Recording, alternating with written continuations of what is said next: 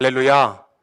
하나님의 자녀인 여러분들을 진심으로 사랑하고 축복하고 이렇게 환히 웃으시고 예배 가운데 나오신 여러분들 얼굴 가운데서 예수 그리스도의 모습이 보이는 것 같습니다. 할렐루야. 네, 오늘 말씀을 통해 귀한 은혜 받으시는 여러분들에게 간절히 축복합니다. 존 포엘이란 작가가 쓴 내용으로 울린 이야기라는 책이 있습니다. 저 책에서 참 마음에 감동이 되는 일화 하나를 얘기해 주는데요. 옛날에 어느 부자가 살았어요. 얼마나 재산이 많았는지 그 부자의 취미는 세상에서 정말 유명한 그림들을 수집하는 게 이 부자의 취미였습니다. 그리고 이 부자의 유일한 낙은 그 수집한 그림들을 전시해 놓고 보면서 자기 아들과 함께 그 그림을 감상하고 서로 이야기하는 게 이 부자가 갖고 있었던 유일한 낙이었습니다. 아들과 함께하는 그 시간, 얼마나 이 부자가 행복했는지 몰라요. 그런데 이 아들이 월남전에 참전하게 됩니다. 그랬다가 그 아들이 월남전에서 전사합니다. 아버지는 너무나 슬펐습니다. 자신의 하나밖에 없는 아들이, 그리고 유일한 낙을 같이 했던 그 아들이 전쟁에 나가서 전사했다는 소식을 듣고 이 아버지는 가슴이 찢어졌습니다. 몇 달이 지나 한 청년이 이 부잣집을 찾아왔습니다. 그러면서 그 아버지에게 한 점의 그림을 내놓는 거예요. 왜 이 그림을 나에게 주십니까? 하고 그림을 뜯어보니까 죽은 아들의 초상화였습니다. 그 청년은 눈물을 흘리며 이렇게 얘기합니다. 당신의 아들 때문에 우리는 살았습니다. 당신의 아들이 우리를 살리기 위해 수류탄에 스스로 몸을 던졌습니다. 그 덕분에 우리는 살았습니다. 저는 그림을 잘 그리지 못합니다. 하지만 진심을 다해서 당신의 아들을 기리며 이 그림을 그렸습니다. 이 그림을 받아주십시오. 이 아버지는 그 초상화를 붙들고 한없이 울었습니다. 예술적 가치는 없었지만 자신의 아들의 특징을 잘 표현한 이 초상화를 항상 잘 보이는 곳에 걸어두고 아들을 생각하며 늘 눈물로 밤을 지새웠습니다. 세월이 흘러서 부자는 죽었습니다. 그리고 그가 소장한 그 세 개의 명화들은 경매에 들어가게 됩니다. 경매 중개인은 경매를 시작하면서 그 부자의 아들 초상화부터 경매를 시작합니다. 그런데 경매에 모인 사람들이 수근수근 거리는 거예요. 알고 보니까 아무런 예술적 가치가 없는 저 초상화를 왜 내놓는지 본인들은 도무지 이해 못한다고 서로 비아냥거리면서 조롱하기 시작합니다. 아니, 저런 가치 없는 그림을 작품이라고 내놨어? 이러면서 수근수근 거립니다. 그때 맨 뒤에 앉아 있었던 한 늙은 신사가 손을 듭니다. 알고 보니까 그 부잣집의 정원사였습니다. 이 정원사는 평소에 주인 아들과 친하게 지냈고 이 아들이 얼마나 그 주인에게 있어서 귀중한 아들인지를 이 정원사는 알고 있었습니다. 그래서 내가 그 도련님 생각하면서 이 그림을 사야겠다 하면서 자신의 전 재산 20달러를 딱 들면서 제가 그 그림을 사겠습니다. 아무도 사는 사람이 없으니까 결국 그 그림이 그 정원사에게 낙찰되었습니다. 바로 그때 중개인은 마이크를 잡고 이렇게 얘기합니다. 여러분, 경매는 끝났습니다. 전혀 의외의 일이 벌어지자 경매에 참가한 사람들이 막 항의하기 시작합니다. 아니, 제대로 된 그림도 못 봤는데 왜 경매가 끝난단 말이요? 라고 막 소리치면서 항의하는 거예요. 그러자 중개인이 단호하게 이렇게 얘기합니다. 그림의 주인이 남긴 유언은 단 하나입니다. 자신의 아들의 초상화를 가진 사람에게 자신의 모든 그림을 다 주라는 것이 유언입니다. 그러므로 모든 그림은 바로 저 사람의 것입니다. 라고 하면서 경매가 끝났다라고 합니다. 부자는 자신의 아들을 귀하다라는 것을 알아주고 그 가치를 인정해주는 사람, 기억해주는 사람에게 자신의 모든 것을 다 줘야겠다라고 생각했던 것이죠. 이 일화를 보면서 저는 문득 그런 깨달음이 들었습니다. 우리가 매일매일 아들의 그림과 같은 예수 그리스도의 십자가를 바라보고 있지는 않습니까? 저 십자가를 바라볼 때 하나님 아버지의 마음, 하나님 아버지의 그 외침이 느껴지지 않습니까? 어떤 이에게는 저 십자가가 아무런 가치 없는 것일 것입니다. 보잘것없는 것이고 그냥 장신구 정도로만 쓰이는 아무 보잘것없는 십자가지만 하나님의 자녀된 저와 여러분은 저 십자가를 바라볼 때마다 그 아버지의 마음이 담긴 그 아들의 초상화 같은 그림, 그러한 하나님 아버지의 사랑이 느껴지리라 믿습니다. 오늘 이 시간 아버지 되신 하나님은 저와 여러분에게 이렇게 말씀하십니다. 나의 아들의 가치를 알아줄 사람이 없느냐? 여기 나의 아들이 달린 십자가를 보아라. 너희를 살리기 위해 내가 친히 십자가에 찢겨 죽게 한 나의 아들의 십자가를 보아라. 나의 아들을 원하는 자 나의 모든 것을 주겠고 내 자녀 삼아 주겠다. 하나님은 오늘 우리에게 이렇게 말씀하십니다. 간절히 바라는 것은 나를 위해 찢겨 죽으신 예수 그리스도를 가슴에 새김으로 하나님께서 자녀 삼아 주시겠다고 약속하신 그 모든 축복을 누리며 살아가는 복된 여러분들 되시길 간절히 축원합니다. 오늘 말씀 빌립보서는 사도 바울이 감옥에 갇혀서 쓴 옥중 서신입니다. 잘 아시는 내용이죠. 희망과 기쁨으로 가득 차 있어서 이 빌립보서는 기쁨의 서신이라는 별명을 지니고 있습니다. 기쁨이라는 단어가 4장 안에 16번이나 기록되어 있어요. 굉장히 많이 기록되어 있는데요. 비록 지금 자신은 감옥에 갇힌 상황이지만 자신의 모든 정황과 내용들을 빌립보 교인들에게 허심탄회하게 토론하면서 하나님의 자녀인 성도가 어떻게 살아가야 하는지에 대해서 바울은 분명하게 권면하고 있는 것이 오늘 말씀인 빌립보서입니다. 왜 그랬을까요? 왜 바울은 허심탄회하게 너희가 하나님의 자녀답게 살아야 된다는 것을 이야기했을까요? 이 빌립보란 지역을 보면 알 수 있는데요. 이 빌립보는 제2의 로마라고 불리는 도시라고 할 정도로 굉장히 특권 의식이 강했던 도시가 이 빌립보라는 도시입니다. 이 빌립보의 시민들은 로마의 식민 도시로서 로마 시민권을 갖고 있는 자부심이 있었던 사람들이 이 빌립보 사람들이었어요. 자부심이 얼마나 강했냐면 거대 제국 로마에 내가 시민권을 갖고 있어. 난 대단한 사람이야 라는 그 자부심에 사로잡힌 그런 빌립보 사람들. 자연스럽게 교회도 그 영향을 받아서 교회 안에 세상의 시민권을 갖고 있는 사람들의 그런 헛된 자부심, 자존감, 특권 의식을 바울은 비판하면서 하나님의 자녀는 하나님 나라의 시민권을 갖고 있는 자다. 이 세상의 로마의 시민권이 아무리 강해도 유한한 것이고 너희들은 무한하신 하나님 나라의 시민권을 갖고 있는 자들이다. 너희들의 정체성을 알아라 라고 바울은 권면합니다. 빌립보 3장 20절인데요. 우리 같이 한번 읽어볼까요? 시작. 그렇기 때문에 하나님 나라의 시민권자로서 세상에 휩쓸려 살아가는 인생이 아니라 하나님 자녀로서 합당한 삶을 살아갈 것을 바울은 권면합니다. 빌립보서 2장 15절에 이렇게 고백하는데요. 이는 너희가 흠이 없고 순전하여 어그러지고 거스른 세대 가운데서 하나님의 흠 없는 자녀로 나타내며 라고 말씀합니다. 믿는 성도는 세상의 기준과 가치로 살아가는 자들이 아닌 하나님의 자녀라는 분명한 정체성을 가지고 살아가는 자들입니다. 자녀라는 타이틀을 주시기 위해 예수님께서는 십자가에 찢겨 죽으시면서 우리에게 그 놀라운 구속의 은혜를 허락하셨습니다. 그러기에 우리는 우리의 자부심은 나는 하나님의 자녀야 라는 자부심이 우리 안에 있어야 되고 나는 하나님의 자녀야 라는 그 명칭에 부끄럽지 않게 살아가는 삶의 결단이 필요한 줄로 믿습니다. 하나님의 자녀는 어떻게 살아가야 합니까? 하나님의 자녀는 무엇을 드러내며 살아가야 합니까? 그것을 오늘 말씀을 통해 함께 살펴보기 원하는데요. 그래서 오늘 말씀의 제목을 하나님의 자녀는 이라고 잡고 바울이 빌립보 교인들에게 당부하였던 하나님 자녀의 모습이 무엇인지를 함께 살펴보기를 간절히 축원합니다. 첫 번째로 하나님의 자녀는 세상에서 빛들로 나타내야 합니다. 오늘 말씀 15절에요. 하나님의 흠 없는 자녀로 세상에서 그들 가운데 빛들로 나타내며 라고 말씀합니다. 이 단어를, 이 본문 말씀을 직역하면요. 그들 가운데서 너희는 세상의 빛들처럼 빛을 비추어라 라는 게 원문을 직역한 단어예요. 그들 가운데서 너희는 세상의 빛들처럼 그 빛을 비추어라. 저와 여러분은 그 빛을 가진 자들로서 세상의 빛을 비춰야 되는 존재입니다. 그러면 빛이 무엇일까요? 바로 예수 그리스도입니다. 요한복음 8장 12절에요. 나는 세상의 빛이니 나를 따르는 자는 어둠에 다니지 아니하고 생명의 빛을 얻으리라. 아멘.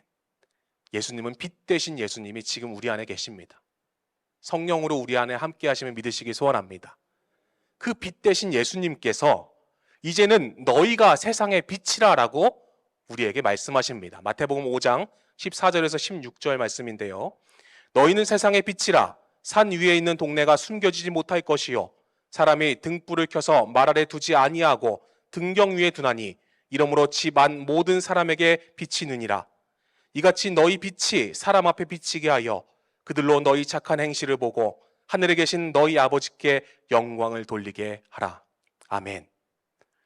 빛 대신 예수님께서 우리 안에 오셨을 때 너희는 세상의 빛이다 라고 분명히 말씀하십니다. 하나님의 자녀는 어그러지고 거스르는 그 어둠의 세상 가운데에 예수 그리스도를 밝게 비추는 세상의 빛이라는 것이죠. 간절히 바라는 것은 내 안에 빛 대신 예수님을 발견하길 소원합니다. 그리고 그 빛을 세상에 나아가 드러내는 여러분 되시길 간절히 축원합니다. 사랑하는 성도 여러분, 하나님의 자녀는 세상의 빛들로 나타내는 자들임을 믿으시길 간절히 축원합니다. 영국 옥스퍼드에 가면요, 키불 칼리지라는 채플실이 있습니다. 안쪽 벽면이 온통 모자이크와 성화들로 장식되어 있어서 굉장히 아름다운 예배당이라는 평가를 받는데요. 그래서 영국에 가신 분들은 이곳을 꼭 한 번씩 들린다고 해요. 이곳이 더 특별한 이유는 화가 윌리엄 홀먼 헌트가 그린 작품 때문인데요. 바로 세상의 빛이라는 작품입니다.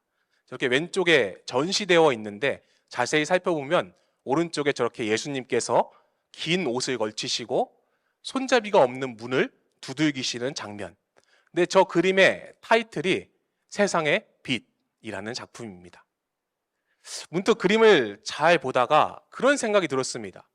아니, 세상의 빛인데, 예수님이 세상의 빛이신데 왜 그렇게 저렇게 배경을 어둡게 그렸을까? 그리고 상대적으로 저 손에 들고 있는 저 등불은 왜 이렇게 밝게 느껴지는 걸까라는 생각이 들었습니다. 그러면서 깨달았습니다. 아, 그렇구나. 세상의 빛은 저 연약한 등불과 같은 나이구나. 촛불 자체는 바람이 불면 꺼지는 연약한 존재이지만 주인 손에 들려 있을 때 세상을 밝게 비추는 빛이 된다라는 것을 깨닫게 됩니다. 저와 여러분은 세상의 빛입니다. 저와 여러분은 세상의 빛입니다. 저와 여러분을 세상이 삼킬 수도 없고 그 어둠이 우리를 가둘 수도 없습니다. 저와 여러분은 세상의 빛이기 때문입니다. 예수님 손에 붙들려 있는 인생, 세상의 빛으로 사용될 줄로 믿습니다. 그때에 문 밖에 서서 두드리는 그 예수님을 밝게 비춰주는 빛이 되어서 예수님을 죽어가는 영혼에게 전하는 저와 여러분의 삶이 되길 간절히 축원합니다. 세상의 빛과 관련되어 묵상할 때 또 그런 생각이 들었습니다. 전광판 생각이 문득 들었어요. 밤이 되면 수많은 전광판들이 자신 안에 기록된 정보들을 내뿜습니다. 아, 나는 마라탕집이야. 나는 어떤 집이야. 나는 백화점이야. 이러면서 밤이 되면 수없이 많은 전광판들이 자신 안에 적혀있는 정보를 밝게 드러냅니다. 지금 아마 여러분이 나가서 온누리교회 뒤편 가도 엄청나게 수많은 전광판들이 자기 자신을 막 뽐내고 있을 거예요. 그 가게의 정보와 내용들을 막 드러냅니다. 근데 아무리 화려한 전광판이라도 불이 꺼져 있으면 그 가게는 어떤 가게예요? 문 닫은 가게예요. 네, 쉬는 가게예요. 전광판은 아무리 화려한 게 적혀 있어도 빛이 들어와야지 그 가게가 영업하는 가게고 지금 그 안에 들어갈 수 있다는 것을 표시하는 가게가 되는 것입니다. 전광판은 화려한 것보다 빛이 켜져야지 그 전광판의 의미와 가치가 더 살아난다는 것입니다. 저와 여러분은 예수 그리스도의 전광판입니다. 세상에 나아가서 예수 그리스도의 빛을 환하게 밝힐 때 죽어가는 영혼들이 내 안에 새겨진 예수 그리스도의 빛을 보고 주님께로 돌아올 줄로 믿습니다. 하지만 우리의 빛이 꺼져 있다고 한다면 지금도 길 잃어서 죽어가는 영혼들, 어둠 가운데 걸어가는 그 영혼들이 갈 길을 알지 못하고 헤매고 있을 것입니다. 빛 대신 주님을 내 가슴 중심에 모심으로써 예수 그리스도의 전광판을 켜시길 소원합니다. 세상으로 나아가 빛들로 살아가는 저와 여러분의 삶이 되시길 간절히 축원합니다. 에베소서 5장 8절에 너희가 전에는 어둠이더니 이제는 주 안에서 빛이라 빛의 자녀들처럼 행하라. 아멘. 사랑하는 성도 여러분, 어두운 세상 가운데에서 세상의 빛들로 살아가는 여러분 되길 소원합니다. 예수 그리스도를 환히 드러내시길 간절히 축원합니다. 이를 통해 죽어가는 영혼들이 나를 통해 예수를 발견하고 예수 안으로 돌아오는 놀라운 축복의 도구가 되는 여러분들 삶이 되시길 간절히 축복합니다. 이렇게 하나님의 자녀는 세상의 빛들로 나타내야 하는 것이죠. 두 번째로 하나님의 자녀는 생명의 말씀을 밝혀야 합니다. 오늘 말씀 16절에요. 생명의 말씀을 밝혀 나의 다름질이 헛되지 아니하고 수고도 헛되지 아니하므로 라고 말씀합니다. 생명의 말씀을 우리는 밝히는 존재가 돼야 된다.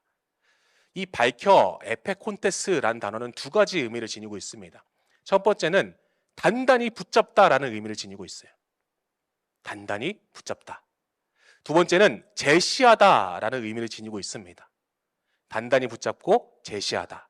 그래서 본절의 해석을 두 가지로 할 수 있는데요. 첫 번째는 단단히 붙든다, 붙잡는다라고 했을 때 본절 앞절에 어그러지고 거스르는 세대와 대조돼서 하나님의 생명의 말씀을 단단히 붙잡아야 함을 의미합니다. 어그러지고 거스르는 그 어둠 가운데서 우리가 해야 될 게 무엇이냐? 하나님의 생명의 말씀을 단단히 붙잡는 것. 이것이 하나님의 자녀가 해야 될 일이라는 거예요.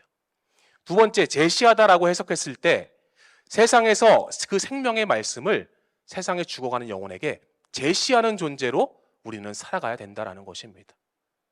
근데 이것이 별개의 의미가 아닌 연결 과정으로 본다면 하나님의 자녀는 그 생명의 말씀을 단단히 붙잡는 인생이고, 더 나아가 그 단단히 붙잡은 말씀을 죽어가는 영혼에게 제시하는 것이 하나님의 자녀라는 것입니다. 순서예요. 우리가 먼저 하나님의 말씀을 단단히 붙잡아야 돼요.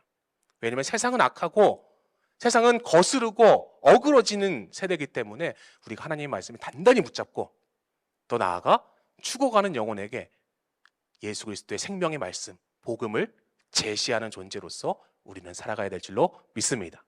사랑하는 성도 여러분, 하나님의 자녀는 생명의 십자가 복음을 단단히 붙든 자들이고, 더 나아가 그 붙든 복음을 제시하는 자들임을 믿으시기 간절히 축원합니다. 우리가 잘 아는 유명한 미국의 부흥 전도자 D.L. 무디는 이렇게 고백합니다. 어두울 때 성경은 나의 등불이 되었고 줄일 때 나의 만나가 되었으며 두려울 때 성경은 나의 무기가 되었다. 일할 때 성경은 나의 연장이 되었고 찬미할 때는 나의 악기가 되었으며 무지할 때는 성경은 나의 스승이 되었다라고 고백합니다.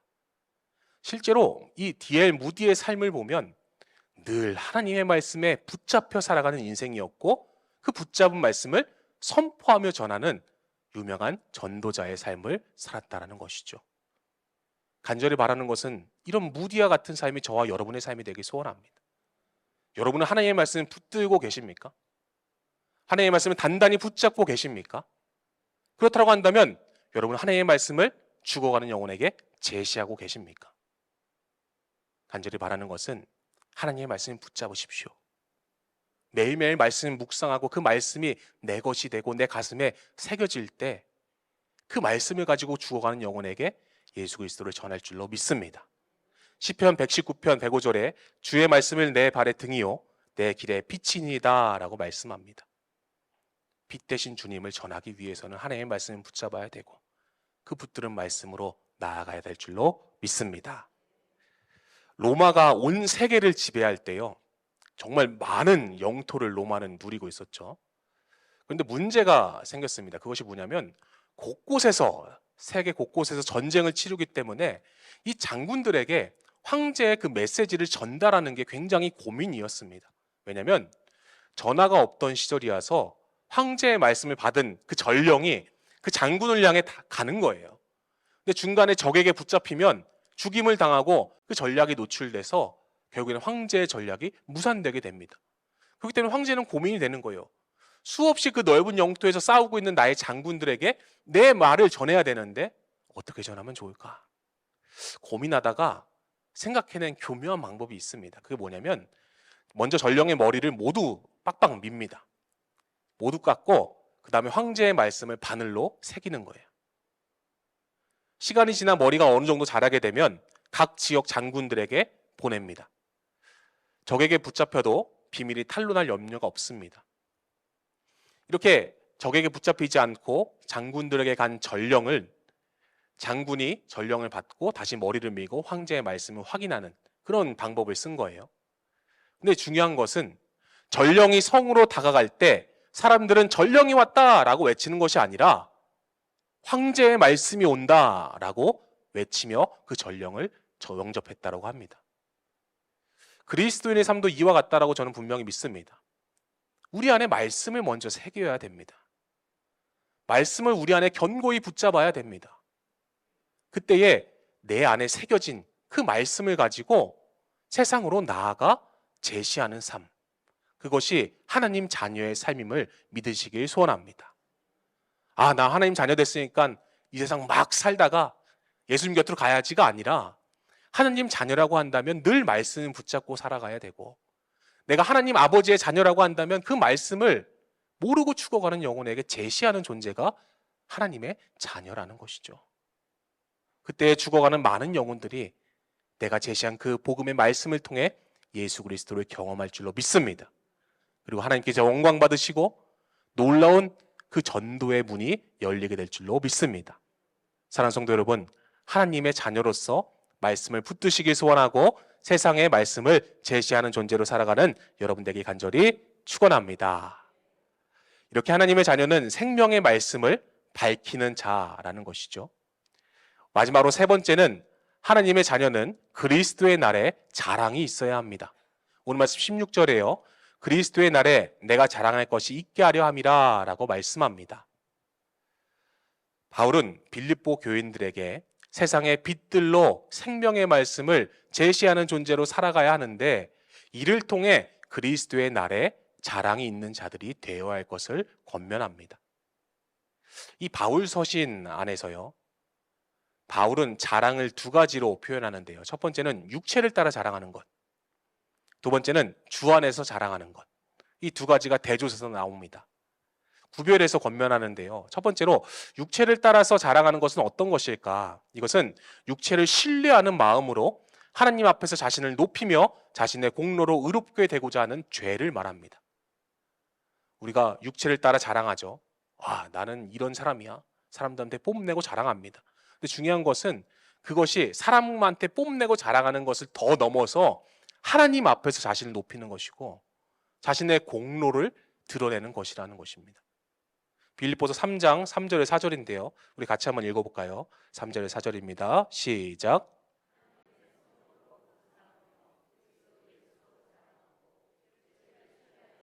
바울 당시 유대인들이 그랬습니다. 그들은 하나님의 선택된 백성이라는 자부심 하나로 살아갔습니다. 그리고 외적인 징표인 할례, 정결례, 음식법 준수를 통해서 자신이 굉장히 의롭게 될 수 있다는 착각 속에 살아갑니다. 그런 착각은 더 나아가 하나님의 입장에 대해서 다른 사람을 정죄하는 굉장히 교만함까지도 나아갔던 게 당시 유대인들이었다는 것입니다. 그들은 늘 육체를 자랑했습니다. 나는 정결례를 잘 지켰어. 나는 할례 받은 사람이야. 나는 음식법을 잘 준수하고 있어. 그래서 나는 의로운 사람이야. 나는 하나님의 백성이야. 라고 굉장히 교만하면서 자신의 육체를 자랑했던 사람들. 그런 자랑들에게 있어서 바울은 헛된 것이란 것을 고백합니다. 너네들 그거 진짜 헛된 거야. 그거 진짜 가치 없는 거야. 그런 거 자랑하지 마 라고 바울은 권면합니다. 왜냐하면 저와 여러분 그 모든 인간의 자랑은 유한한 것이고 그 유한으로 구원의 그 무한하신 것을 담지 못하기 때문에 결국 그 유한한 자랑은 결국 헛되다라는 것이죠. 칭의와 구원에 있어서 하나님 은혜로 그 믿음의 대상이 실제화됐습니다. 바로 예수 그리스도의 십자가를 통해서 실제화가 됐다는 거예요. 그 놀라운 구원과 칭의의 은혜가 십자가를 통해서 우리에게 주어졌습니다. 그렇기 때문에 무한하신 예수 그리스도를 자랑하는 인생이야말로 진짜 인생이고 진짜 하나님의 자녀다라고 바울은 권면합니다. 그래서 주 안에서 자랑하라 라고 우리에게 말씀합니다. 고린도전서 1장 30절에서 31절입니다. 너희는 하나님으로부터 나서 그리스도 예수 안에 있고 예수는 하나님으로부터 나와서 우리에게 지혜와 의로움과 거룩함과 구원함이 되셨으니 기록된 바 자랑하는 자는 주 안에서 자랑하라 함과 같게 하려 함이라. 아멘. 주 안에서의 자랑은 예수 그리스도를 십자가에 찢겨 죽게 하심으로 나를 속죄하신 그 하나님의 은혜를 자랑함을 의미합니다. 여러분은 어떤 것을 자랑하며 살아갑니까? 육신의 것을 자랑하며 살고 있진 않습니까? 하지만 그 전에 더 먼저 나를 위해서 십자가에 찢겨 죽으시면서 우리에게 주신 그 놀라운 십자가 구속의 은혜를 자랑하며 살고 있진 않습니까? 간절히 바라는 것은 바울의 고백과 같이 예수 그리스도의 십자가 외에 나는 자랑할 것이 없다. 그 갈라디아서의 고백이 우리의 고백이 되길 간절히 소원합니다. 갈라디아서 6장 14절인데요. 고백하는 마음으로 우리 같이 한 목소리 읽도록 하겠습니다. 시작. 그러나 내게는 우리 주 예수 그리스도의 십자가 외에 결코 자랑할 것이 없으니 그리스도로 말미암아 세상이 나를 대하여 십자가에 못 박히고 내가 또한 세상을 대하여 그러하니라. 아멘. 하나님의 자녀의 삶은 예수 그리스도와 함께 십자가에 못 박힌 삶이고 예수 그리스도와 함께 십자가에서 부활한 삶임을 믿으시길 소원합니다. 그 십자가 구속의 은혜를 자랑하는 것, 그것이 진정한 자랑의 삶이고 하나님 자녀의 삶임을 우리는 믿어야 될 줄로 믿습니다. 유대인들과 같이 자신의 육신을 자랑하지 마시길 소원합니다. 그 무한하신 예수님의 십자가를 자랑하며 살아가는 복된 인생, 그런 인생이야말로 하나님의 자녀된 인생임을 믿으시길 간절히 축원합니다. 이승하 집사님이란 분이 계세요. 이분이 책을 썼는데요. 내 것이 아닙니다 라는 책입니다.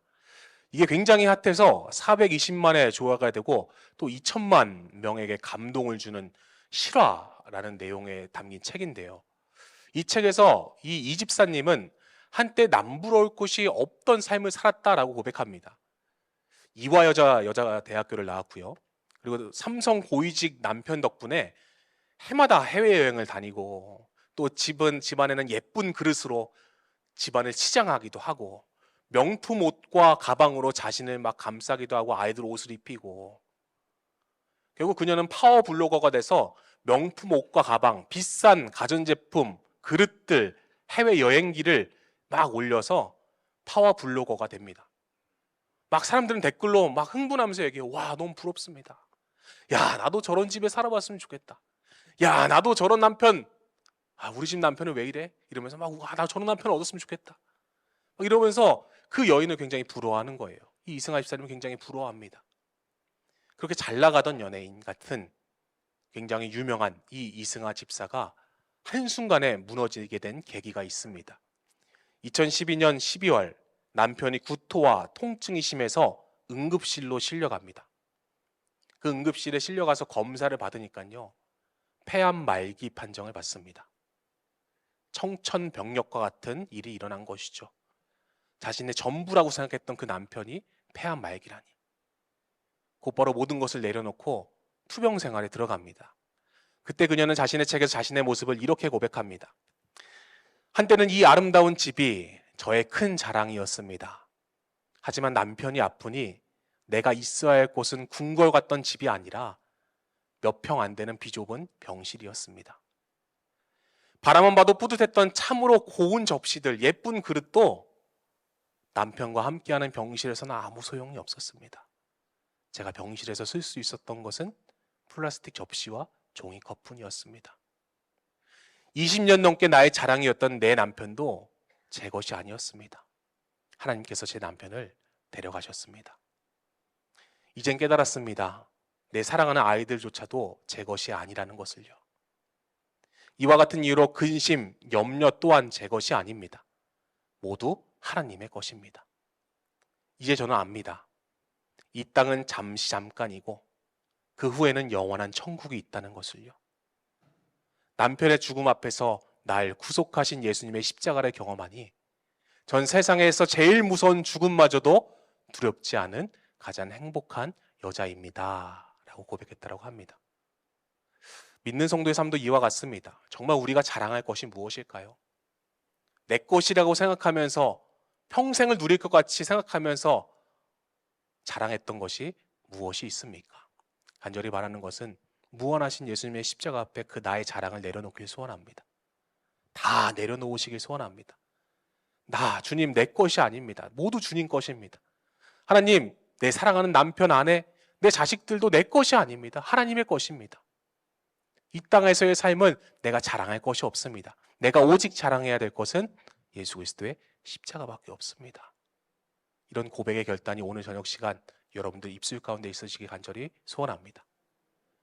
믿는 성도는 유한을 자랑하기보다는 무한을 자랑하는 삶을 살아야 하고, 그것이 무한을 향해 열려있는 존재로서 무한하신 예수 그리스도를 소유한 존재의 삶임을 기억하기 간절히 소원합니다. 우리는 유한하지만 무한을 경험할 수 있습니다. 우리는 유한하지만 우리의 유한함을 인정할 때 예수 그리스도의 무한함이 우리 안에 새겨질 줄로 믿습니다.